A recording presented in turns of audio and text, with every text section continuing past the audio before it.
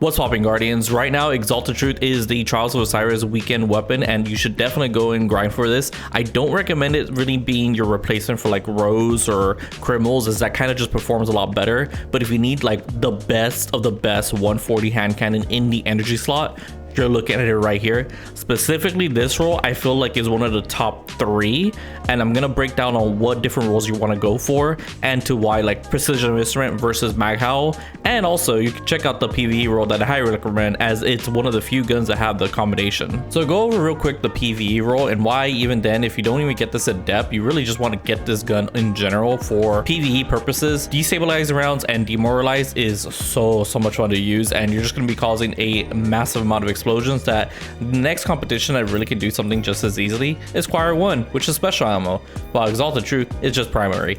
Seriously, go use this. Oh, wrong one. Seriously, go use this one because this is a lot of fun. Grind out trials, use your regular engrams. You can do what I like to do. I'm gonna toss away this one, funny enough, and I'm gonna get a regular one with destabilizing, demoralize, and a better PvE perks for that exact reason, that I don't get them confused with my adept one, which my adept one is gonna be my PvP solely focused one, just because of the min-maxing of stats. And probably in future, adept mods are gonna be a lot more better.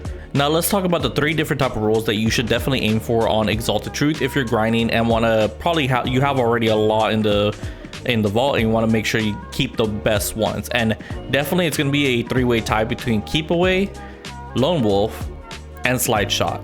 However, in the 4th column, you definitely want to keep Precision Instrument and Magnificent Howl. All the other perks are good, but not compared to the other 2. Those other 2 are just so much more better.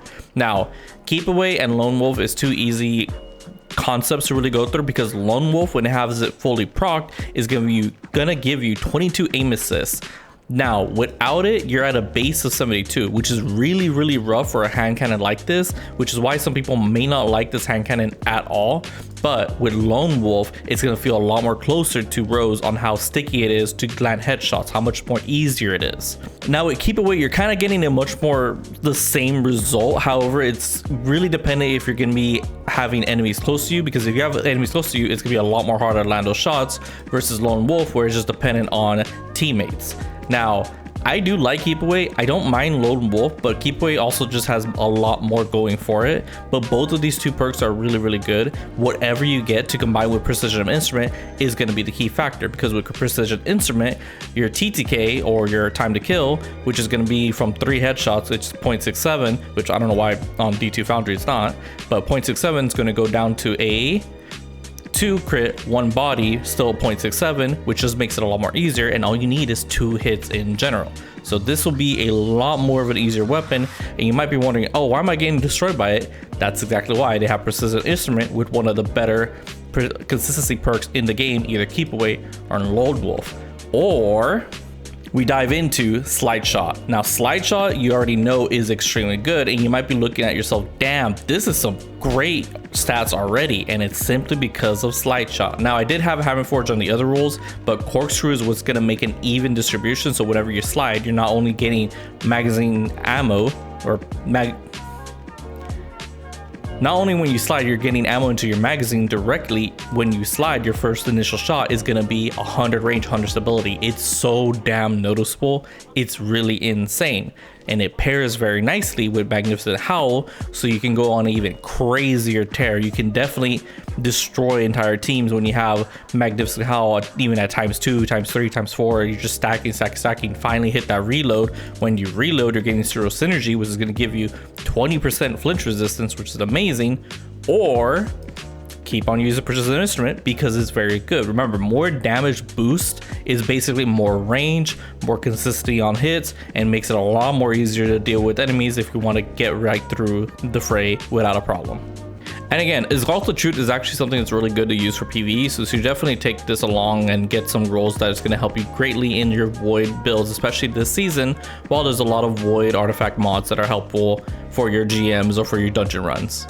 One crucial thing to note about Exalted Truth and why it's also a big deal is because it used to be just not really a great gun because it was lacking on stats, and that's why Bungie put the pairings of Keep Away, Lone Wolf, and Slide Shot, that things that make hand cannons feel extremely much more better. So even if you're not that great on hand cannon, these 3 perks alone are going to help you greatly.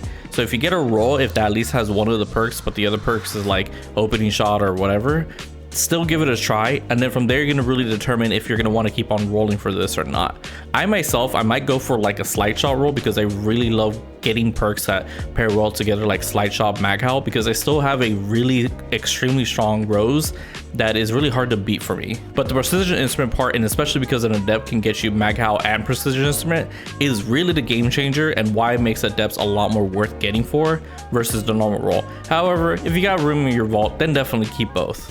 Now I'm going to hypercup some gameplay because I want to say that Exalted Truth won't be the biggest replacement for a lot of people, but I do feel like it's something to keep your eye on, especially because 140 hand cannons are hard to come by now, which is very ironic because we have a lot of hand cannons in the game, but this is something that's very unique and even very game changer. You're going to see a lot of hunters use this, and I believe especially because it pairs nicely with the void subclass, because on the prowl is extremely strong. I want that thing nerfed.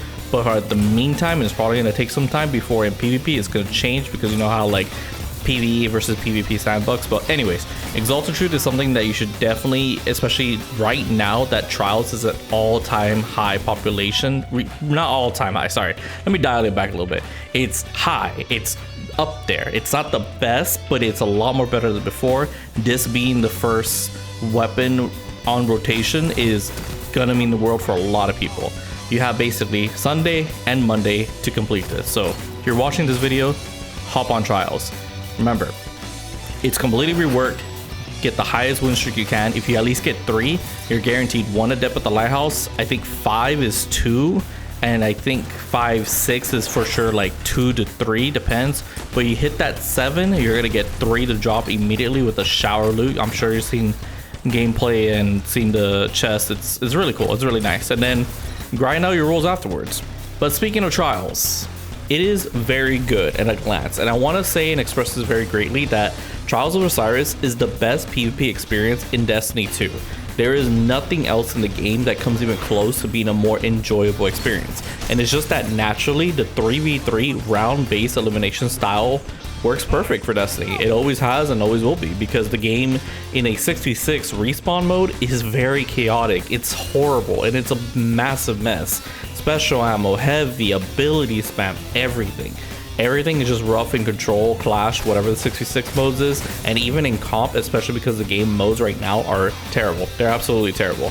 The slight adjustments they made to comp is not noticeable. It's still horrible.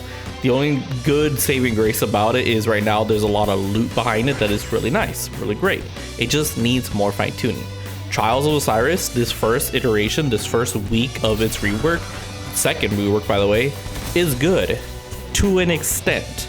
There is still some work to need to be done, but the foundation for loot, the foundation to have a more inviting experience for the casual base is perfect.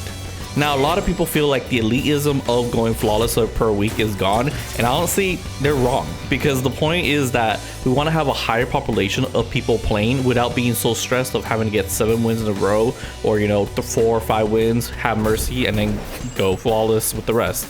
It was always rough, and it was fine for a good while, but honestly, it's time for change, and this is perfect, because honestly, being a more better card system as it is right now, it is a little confusing, but it is a lot more nicer.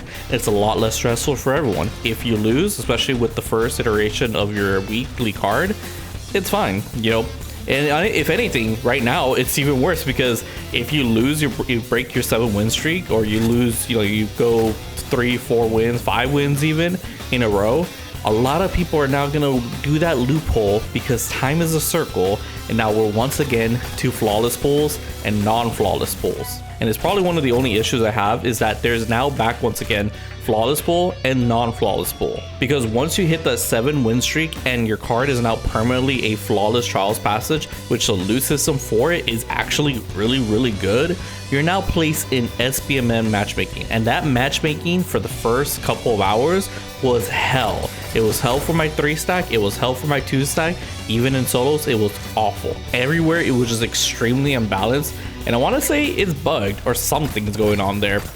It just isn't right. And unfortunately, the loophole is that you're gonna be doing your first weekly Trials passage, right? You're gonna do 6 wins, you're gonna lose intentionally, get your 7th win, go to the lighthouse, get about 2 to 3 adepts, and just reset your card, and you're still back into the connection based matchmaking. Was a lot more chiller. It's very much a lot more catered to a better experience for yourself. And I honestly, before teams start jumping the bandwagon and start doing this the same way they did for non-flawless pool back in the day, Bungie just needs to remove SPMM outright from the flawless passage trials card. It just is pointless. There's no point of having it because teams are going to be abusing this, especially KD farmers, especially those that just want to play.